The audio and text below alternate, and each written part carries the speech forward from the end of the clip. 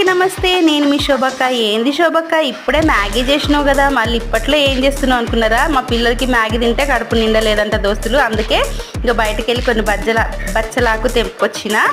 అయితే ఒట్టి శనగపిండి బచ్చలాకు వేసి ఉప్పు కారం వేస్తే ఏం టేస్ట్ ఉంటుందని చెప్పేసి ఇగో ఇది ఆలుగడ్డ ఇట్లా తురిమిన, అందులో కొంచెం పచ్చిమిర్చి వేసిన, ఇగో కరివేపాకు వేసిన, ఓమాకు కూడా వేసి అన్నీ కలుపుతున్నా.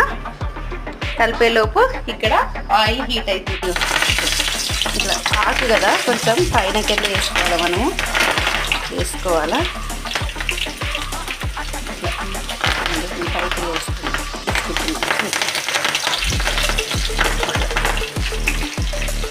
ఇట్లా వేసుకోవాలి.